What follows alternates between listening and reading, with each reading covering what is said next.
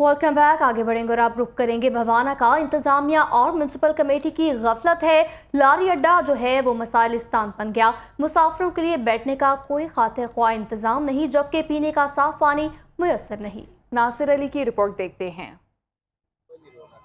बिल्कुल इंतजामिया और म्यूनसिपल कमेटी की अदम तवज्जो की वजह से भवाना में वैध लारी अड्डा जो मसाइल का गढ़ बन गया, ना पीने का पानी, ना बैठने की जगह, ना वाशरूम और ना चार दीवारी, ना उसका गेट, जिसकी वजह से मुसाफिरों और शहरियों को मुश्किलात का सामना है।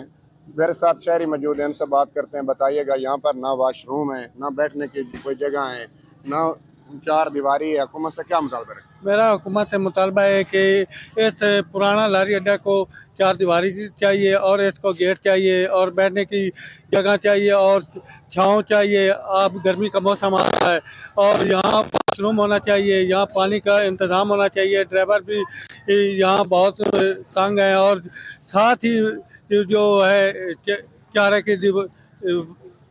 चारे के और बदबू आ रही है और औरतें और बच्चे यहाँ वाई में जाकर वाशरूम करने जाते हैं। यहाँ पर वाशरूम होना ज़रूरी है, इसलिए मेरा उनसे मुतालबा है कि ये चार दीवारी और वाशरूम और पानी के पीने का इंतज़ाम खास तौर पर और करें। मेहरबानी, शुक्रिया। बिल्कुल शहरी की बात आपने सुनी। का कहना है कि इंतजामिया और हुकूमत से मुतालबा है कि लारी अड्डा में वाशरूम और बैठने की जगह और पीने का साफ पानी। इंतजामिया की बेहिसी जनरल बस स्टैंड की